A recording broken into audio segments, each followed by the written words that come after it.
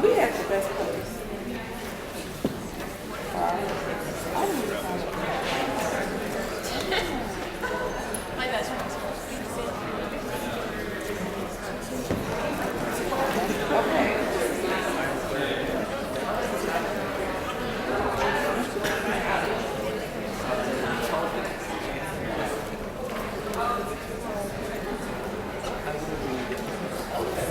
I'm sorry.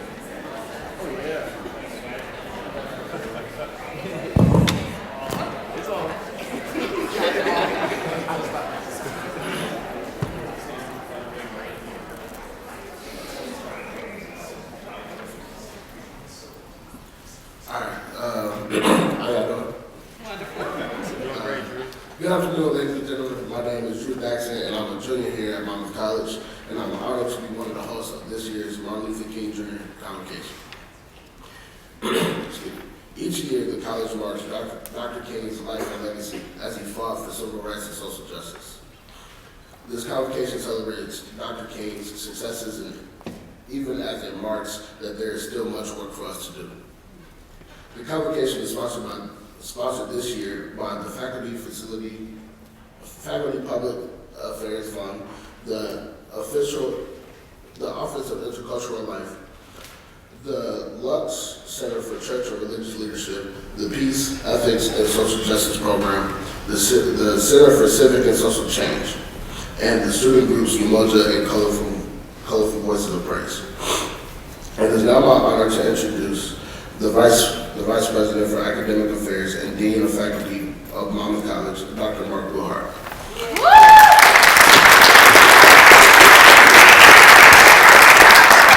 We are glad that Dr. Wilhart can be with us today to offer an official welcome to this great event.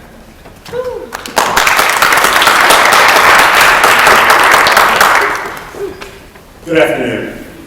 On behalf of Monmouth College, particularly President Wyatt and Logie Stone, who are traveling on the college's behalf, I want to welcome you to this, our 5th annual Martin Luther King Jr. Convocation.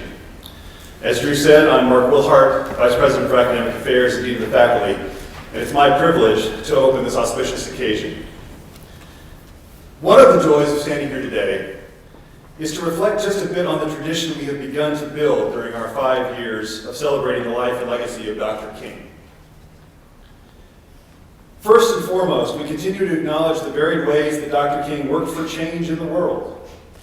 Whether preaching, speaking to national audiences, or working on the thoughtful protests for structural change that center his legacy, Dr. King met the world where it was and worked to make it a better, more equitable place. Over the years, our convocation has been a meaningful recognition of this wide-ranging work. This year will be no exception. Certainly, our emphasis on student leaders and artists, those who will rise to take their voices into an uncertain future, are key in this regard. So too is our tradition of asking dynamic national voices to lead our reflections.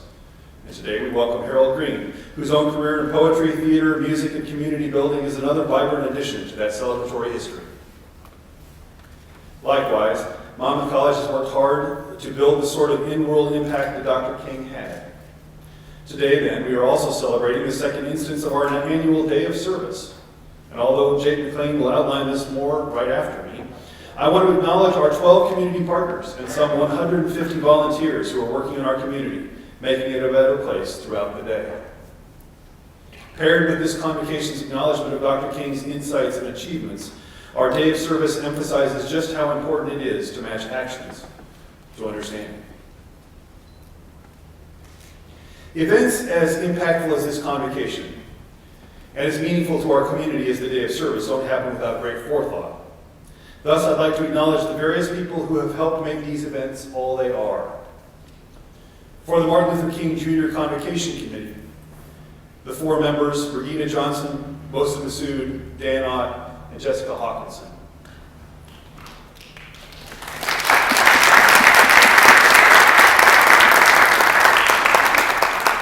For the Martin Luther King Service Committee, the members Jake McLean, Chris Clayton, Terry Walker, representing Rotaract, Regina Johnson, Ryan Doyle, Michelle Simmons, Izzy Damara, and Terry Ott.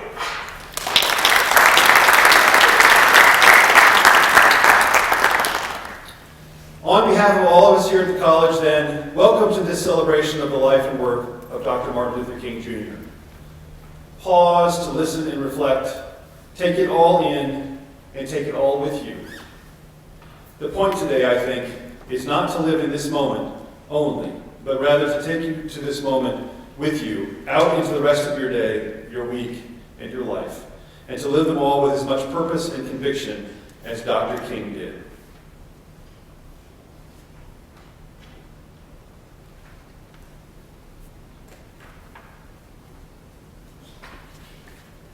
There's probably a script, and I wish I knew what it was. It's now my honor to welcome to the podium Jake McLean.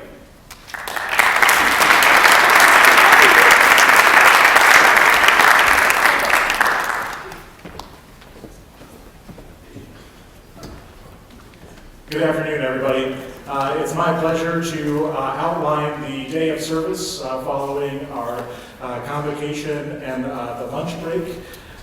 We will begin our second day of service by meeting in the Huff Center concourse. From there, we'll do sort of a introduction of the different service sites and dismiss you from there. Service will take place from 2:30 this afternoon to 4:30, unless I have otherwise directed you. If you have already signed up, you should have received your site assignment this morning. If you are interested in serving but have not signed up, don't worry, there are plenty of spaces for you. And so please feel free to see me in the Huff Center, and I will make sure that you have a site assignment. I'm looking forward to a wonderful day of service, and if you haven't signed up, I hope you will consider joining us. Thank you.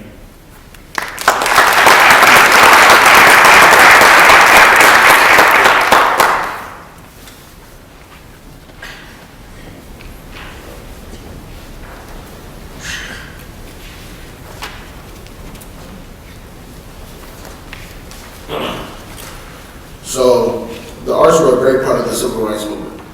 Poets, dancers, singers, songwriters all played an important role in fostering a new moral imagination. People sang for courage, put their visions in verse, and danced for freedom. We're proud to have our own student performers participate in the Martin Luther King Jr. Convocation. Today we are glad to have our own Deja Myers to offer a song.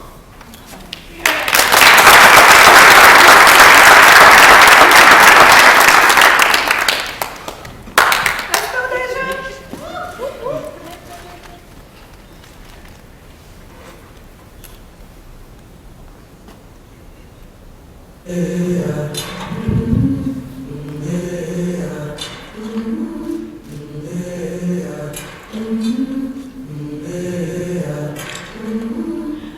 been walking with my face turned to the sun, weight on my shoulders,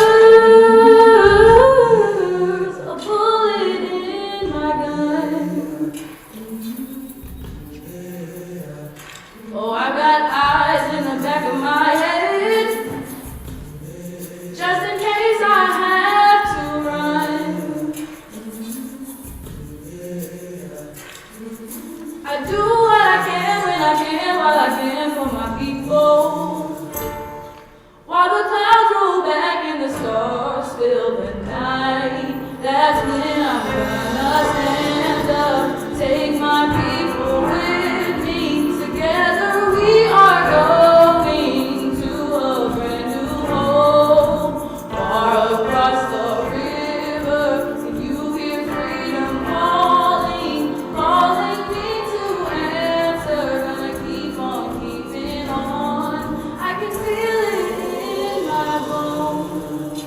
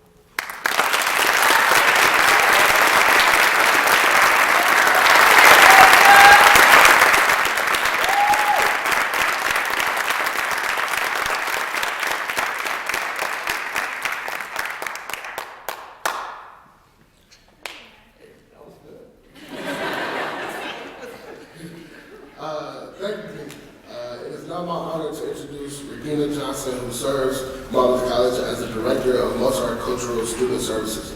Ms. Johnson will introduce our featured speaker.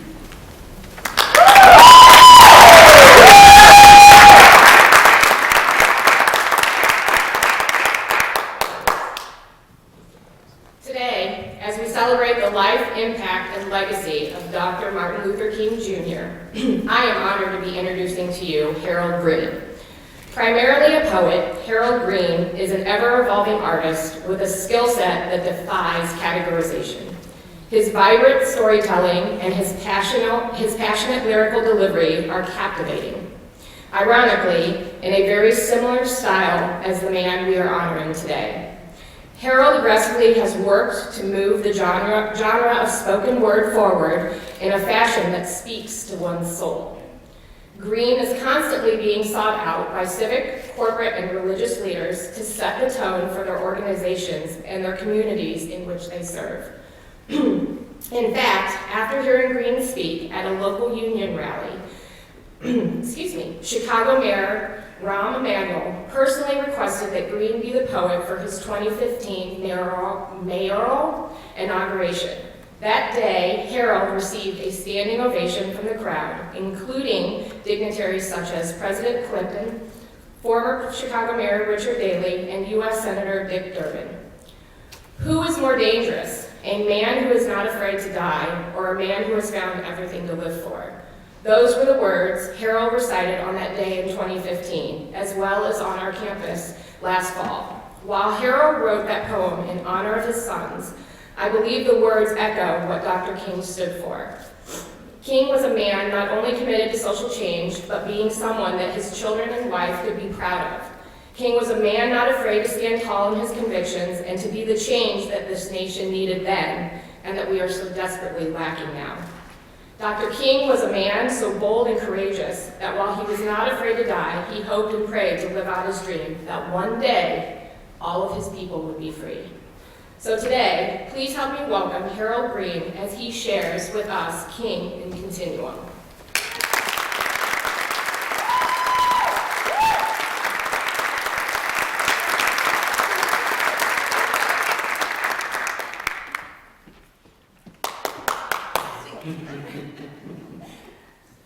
That was probably, I've been a lot of places. That was probably one of the best introductions I've received. That was really thoughtful. I appreciate that. Can we clap it up for Ms. Johnson?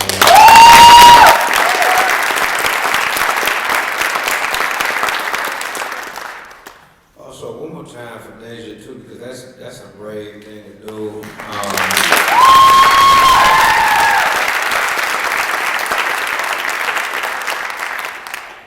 It was kind of like a serene, like surreal moment too, because you were standing there, and it couldn't have been, you know. Well, I guess it was the real sunlight, but it was really in your face. You know what I'm saying? And it was just like, and my youngest really loved that song, so that's also a really pretty thing. So, I'm so honored to be back at Monmouth, especially with such a quick turnaround. I was here in the fall semester, and then to hear how well it was received, and to be able to come back on such a monumentous moment like King Day is so important to me. King has been one of my superheroes since I was a kid. He was right there up there with Michael Jordan for me as a young boy in Chicago. So if you know any young boys from Chicago, you know how important that is. You know, it's a really big statement. And his place in my life has grown tremendously since then. So to get this call and to be before you today is really important to me. And the way I want to kick this off is a way I like to kick off a lot of events that I keynote and speak at and stuff like this, because it kind of, if nothing else impresses you today, this is that thing that might like do it for you, you know. You walk away like, well, he did do that thing at the beginning. That was okay. I like that part. And I call this my layup line. So the way this works is you're going to give me 5 words, and we're not going to do it like chaotically. People like raise their hands and I point at you, and you give me a word. You start throwing words out and it gets weird. From those 5 words, I'm going to try to compose a poem right here in front of your face, geared towards this particular celebratory moment. and you can say that one day I helped Harold Green write a poem, you know? So, with that being said, let's try and gather these words. Who wants to be the first volunteer? Yes. Love. Love. That's a very great way to start. Yeah. Yeah. Perseverance. Love, perseverance. Unity. Unity. Love, perseverance, unity. Yep. Power. Power. Yeah. Love, perseverance, unity, power. Pause. Pause, right? Like, okay. Love. We all need to pause sometimes. Like I was glad to say that. Love, perseverance, unity, power, and pause. We got a lot of P words in there. One more time for me and not you. We got love, perseverance, unity, power, and pause. I think that's a good list.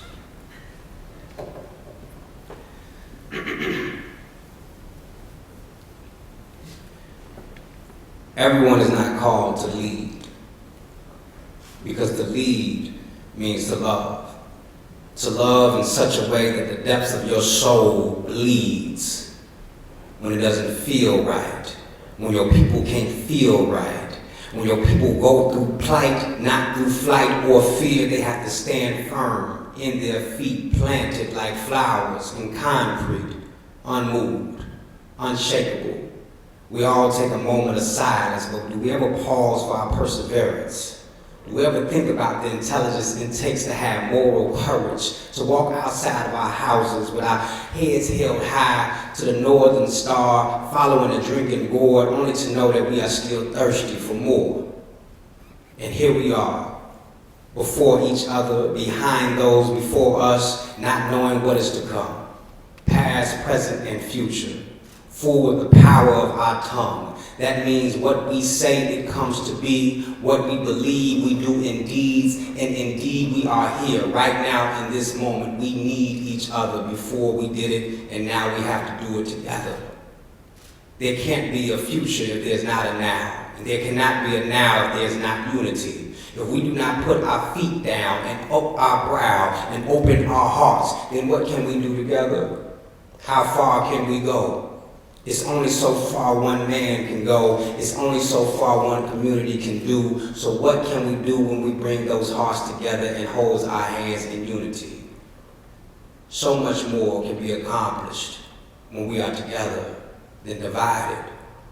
It's so divisive when plans don't come together, when we are broken into fractions.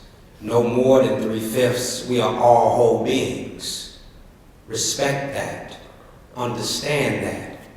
When we pause for reflection, we see the power in our pens, the words from our mouths. We are all akin in the human spirit. Homogeneous we may be, our thoughts may be separate, but all our hearts bleed.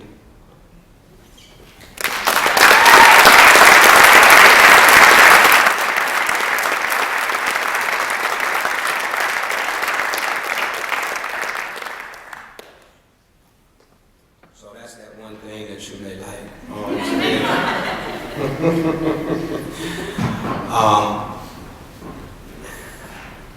I have this full production that I've created called King and Continue. That's how much I appreciated it, man. And today you're going to be hearing a couple of excerpts from that particular production. I'm going to speak about the inspiration behind the pieces, and then I'm going to get out of your way. Is that okay? Is that okay? Yes. All right, okay.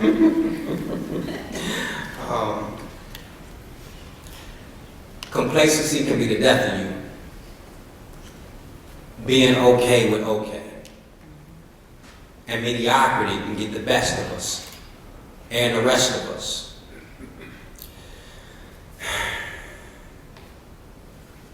My people were promised 40 acres. We just settled for a mule. The day the donkey was beat by an elephant in the room. The house still dirty, we just cleaned up the vestibule. See, giants killed pyramids and built plantations too. There's so much beauty in the mind of the oppressed and beaten, but never be broken. Never be broken. Never be the token. Be jackpot. Be golden. Never be jaded by cynics. Optimism is not hoping and wishing. It's knowing and going and seeing and showing and believing and being. It's knowing that you was promised greater and going to get it. It's believing that there's a brighter future and showing the blind. It's believing that your dreams are divine conversations and being the personification of those divine conversations. See, optimism is just not hopes and frills. It's knowing that the yellow brick road is behind the lion's den. It's through the forest of attack dogs, over the mountain of segregation,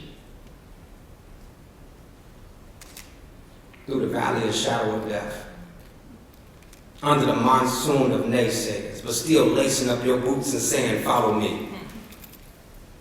Still lacing up your boots and saying, follow me. It's meeting the Wizard of Oz and telling him, you are not my God.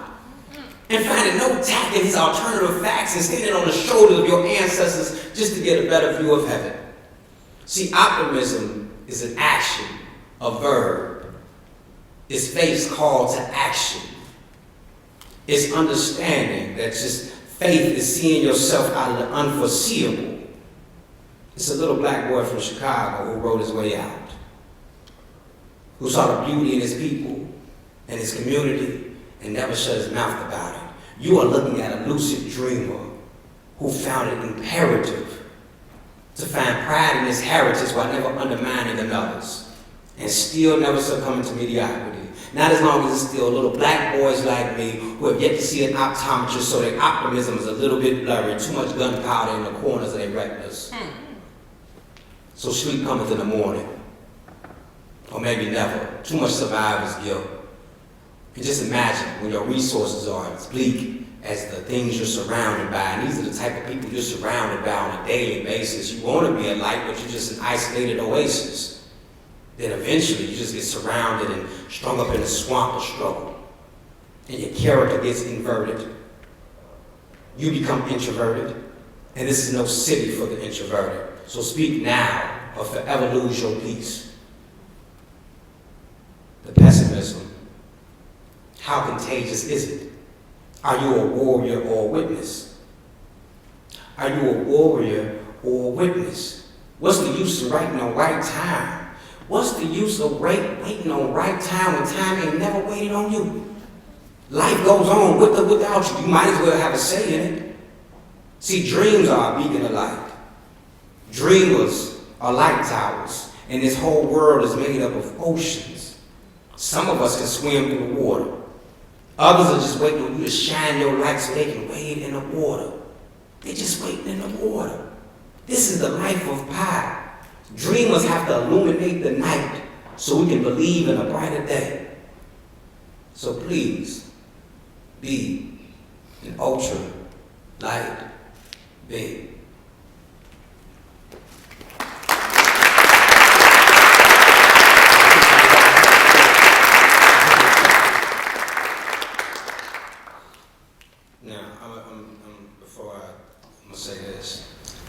It was some good writing in there, and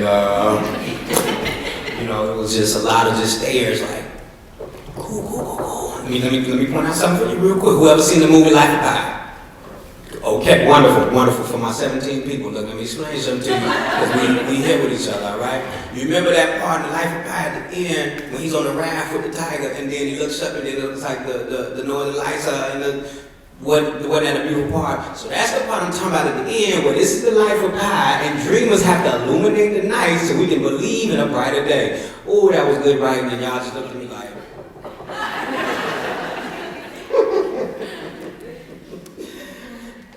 That poem is entitled Letters from a Chicago Jail, and it's inspired by a letter from a Birmingham jail. And I think one of the things that we misconstrued a lot about King, because of how beautiful he was and how magnanimous of a spirit he was. I think it's very easy to forget how strong he was and how brave he was, right? We like to think about Malcolm when we think about militant and like, oh my God, Martin was not playing with nobody, man. He wasn't playing with nobody. When he got that letter from the clergyman while he was in that Birmingham jail, after he had just left the Albany jail where he's laying on rocks and rat infested and they just had to clean up the jail with Lysol because it was so hideous. Now he's in the Birmingham jail dealing with Bull Connor and George Wallace. He said, you have the audacity to tell me that this ain't the right time? The right time? When is there ever a right time for rape? And that was his whole thing. You cannot sit in your pretty, pristine places and these pedestals that you sit upon and try to tell me, he who is in the struggle, this ain't the right time for this, Martin. You should have thought about this, man. And he said, look, let me tell you something. First of all, there's 4 steps to what we do. We think about time all the time, and time is a very linear idea and all this great stuff, but let me explain to you since you don't understand. First of all, we research and assess the problem, right? Birmingham had a cancerous problem that started long before they even got there and wasn't going to stop until something was done. You assess the problem, you research it, then after that you negotiate. The thing that they thought was supposed to be, maybe you should have negotiated, man. Maybe I am negotiating. And guess what? They don't want to hear it. They don't want to talk to me. They don't want to be sensible. Cool. After the negotiations, what do we have to do? We have to cleanse self. We have to make sure that before we go out here and do anything, that we are right with ourselves, that we are cleansed and we are as pure as we possibly can be. We go through all these classes, these nonviolent teachings, all this stuff to prepare ourselves for what we may encounter. After we do that, our 4th thing is direct action. That's when we take all these plans, all this strategy, all this research, all this assessment, and we put it into action. Now, whatever comes, comes. But if we've done these 4 things, we know at the end of the day we can sleep right because morally we have done what we're supposed to do. So when you tell me about time, all the time we put into doing right, you have no idea what's going on behind the scenes. And furthermore, you don't know what it feels like to live in this plight. You know? You don't know what it feels like to live through segregation, separate but surely not equal. He lays it out very, very strong for them, what that looks like. And then at the end of the day, he still says, but I love you. And that was one of the most beautiful things about Martin, his deep, and that was the one of the strong that we can't, I'm going to tell you now, in the society we live in now with so many privileges, all of us, the privileges that we have, it is so hard to even imagine trying to walk even in here today. And you weren't allowed, and somebody slapped you in the face. Have you lost your mind? And you feel that rage, that blood boiling to your head, and immediately you respond. It takes so much strength to restrain, to assess, and directly act in a way that comes from a deep place of love. To say, look, I don't like this, that, and third. But I love you. And I'm going to love you so hard that you want to change your mind. To a Bull Connor, I love you so much, I'm going to change your mind. And then you look up decades later, in those same places that they couldn't even walk in without getting slapped, pushed, punched, holes against the wall, people are joining together. Look at us today, sitting in communion together. From that type of love and that type of restraint. That's the type of strength that you couldn't even muster to begin to think of. And we have the nerve to try and just fraction him down to a few quotes here and there, and I have a dreams and things like that, all the pretty pearly things, right? The millions that come along, and the 250,000 that come along across the Washington campus. But you forget that at the beginning of this man's activism career, it was scary. There were a lot of moments when you got to take a side and you had to go into the room and say, I don't know if I can do this correct. I don't know if I can do this, God. I don't know if I can move in this path. I don't know.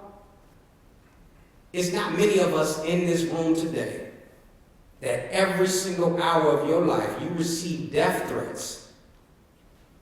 And you say, you know what? I'm still going to do the work. I'm still going to. Imagine your job. Imagine your job at Walmart, Okay, let's go as basic as we possibly can in this particular moment. And every single day, when you get up and you have to go clock into your shift, there's an immediate danger that, ooh, it might be somebody there for me. You're immediately calling. Are you serious? Man, my senior year of high school, we had some fraudulent brown thread. The whole city shut down. With nobody moving. Martin got the calls every hour on the hour and said, you know what, I still will move. It ain't nothing you can do to impede this. I'm going to move. Do you know how strong you gotta be for that? To say, I don't care what you have put on my life, I know what God has given me in my soul. I'm going to move on this. And to move against that type of hate, with that type of love, and to win constantly. Martin didn't wait for the problem to come to him. Martin attacked the problem, wherever the problem was. Atlanta, Georgia, Albany, Georgia, Birmingham, Alabama, Mississippi, Chicago, LA, wherever the problem was, Martin was there. That's a different type of strength. Some of us can stand flat-footed and wait for the problem to come to us and say, hey, we ready for it. Whatever you want, I got you. But to go to the problem and say, I'm going to correct you where you stand, is a different type of strength and a different type of knowledge and an affirmation to say, this is what I was meant to do. And that's something I don't want us to ever forget about Martin, is how strong he actually was. It took a certain type of strength to look at death in the face every single day and say, I don't care if you come for me today, tomorrow, or the next hour, I got work to do. And that makes the people that you lead feel empowered in a certain way. That changes, obviously, history. Can we agree on that? Okay, all right, a couple of us can agree on that. I appreciate that. This next piece, I think is probably one of my favorite of the production. Just because I think that anyone who has ever heard his mountaintop speech, there's a certain conviction in Martin's voice in that speech, and also a certain type of okayness that he has come with in that speech to say, you know, I done done a lot of things, right?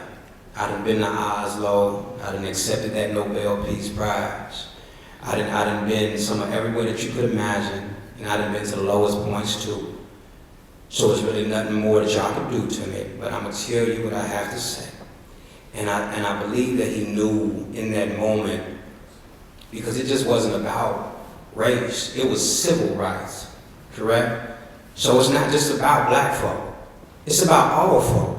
Because once he got to the point where economics was at the forefront of what he was talking about, and said, hey, look, my black brother, as long as my white brother, my Asian brother, my Hindu brother, my Mexican brother, every single one of these people deserve working wages, living wages. We deserve to be in places that are treating us properly. And in the workplace, we should be getting these type of benefits. Oh, it became a real problem. And he knew that. But he knew that the work had to be done. And at the end of the day, because of the work that's being done, you better be respected in that type of manner. And that, I feel, was highly important, you know? So that's why this last piece that I'm going to give to you is how I want to leave you. Because I think at the end of the day, when we do the work, we should be respected. We should be respected for the work that we do.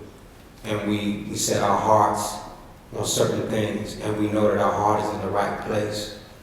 Then when it's all said and done, that bed that we lay upon, that eternal bed that we lay upon, should be a mountaintop. Can we agree on that? Okay. If this be the hill I die on, I think it should be a mountaintop. Like, let them hang from rooftops and pop bottle tops in memory of me. Like, let it not be in vain. Let it be grand, not plain or Sandra Bland, not black or Mike Brown, not white or Freddie Gray. May the fruits of our labor not stop at Fruitville Station.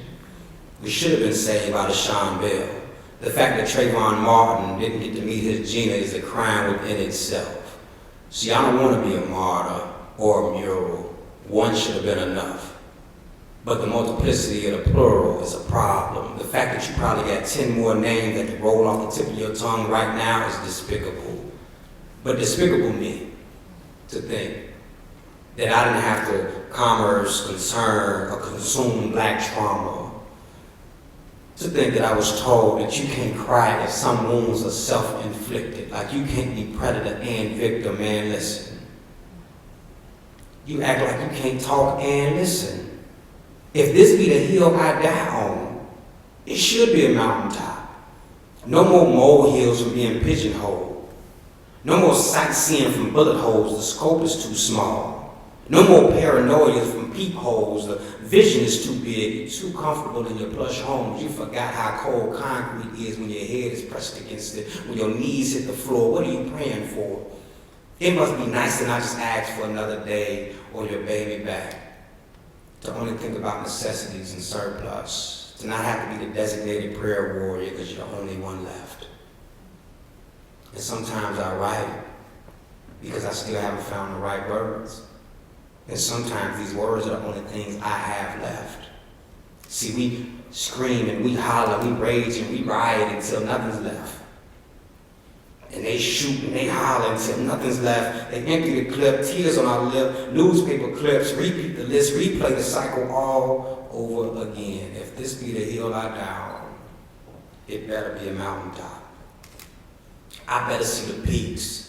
I don't want to perish in the valley of the shadow of death, because in the shadows are where monsters are created, and I refuse to become the American nightmare when everyone else gets to live the dream.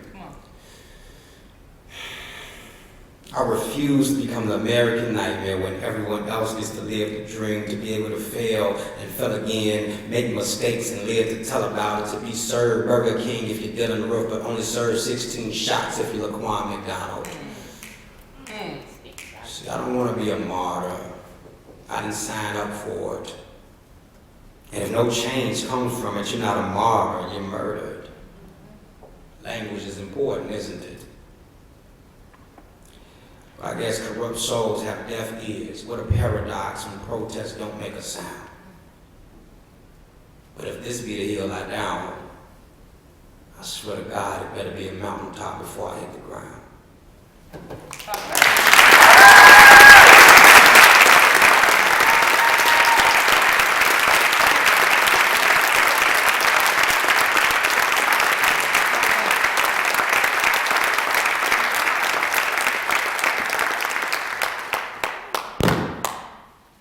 Thank you, Mr. Green. I now invite you all to pray with me. Great God of many names, we stand here today with enlightened minds, all seek to fulfill Martin Luther King Jr.'s vision. Shelter our spirits from political uncertainty. Shelter our spirits from political divide. Let us remember the steps that were taken to demolish legislative inequality. Those strides were not taken in vain. We have not been deserted. His dream continues to live. Today, we remember forgotten names, untold stories of justice, and continue building a path for generations to view as welcoming. Protect our moments from the dangers of fear, that we shall continue learning from Dr. King.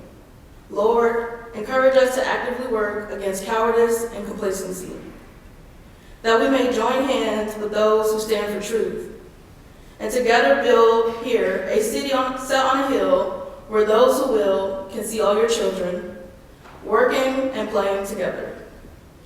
Guard our hope against the turmoil of war, from famine and food waste, from systematic racism, from poverty in the community. Guard our students as they continue to fight for justice on this campus through their mere existence. Allow us to never turn away from the path of peace. King has inspired revolutions.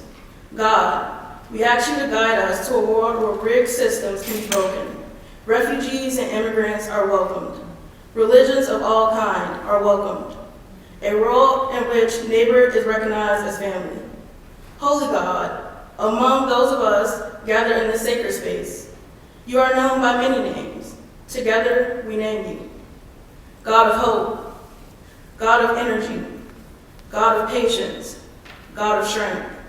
And together we pray in that glad name. Amen. Amen.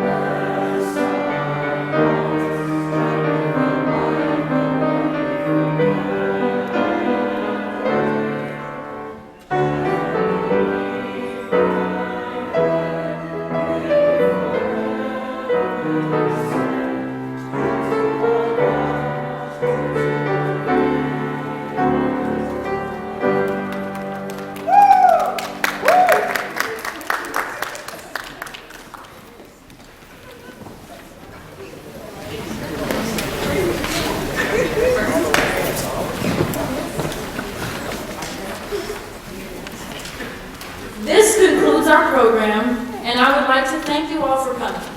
I would also like to thank all of those participating in this afternoon's service projects. Now we close with a few words taken from a passage near the end of Dr. King's last book, Where Do We Go From Here? Dr. King was advocating an all-embracing nation and race-transcending love when he wrote, "When I speak of love, I am speaking of that force which all the great religions have seen as the supreme unifying principle of life. Love is the key that unlocks the door which leads to ultimate reality. This Hindu, Muslim, Christian, Jewish, Buddhist belief about ultimate reality is beautifully summed up in the first epistle of St. John. Let us love one another, for love is of God, and everyone that loveth is born of God and knoweth God. He that loveth not knoweth not God, for God is love. If we love one another, God dwelleth in us, and his love is perfected in us. Let us hope that this spirit will become the order of the day," continued King. We can no longer afford to worship the God of hate or bow before the altar of retaliation. The oceans of history are made turbulent by the ever-rising tides of hate. History is cluttered with the wreckage of nations and individuals who pursued this self-defeating path of hate. As Arnold Toynbee once said in a speech, love is the ultimate force that makes for the saving choice of life and good against the damning choice of death and evil. Therefore, the first hope in our inventory must be the hope that love is going to have the last word. We still have a choice today: nonviolent coexistence or violent co-annihilation. This may well be mankind's last chance to choose between chaos and community. Thank you and good afternoon.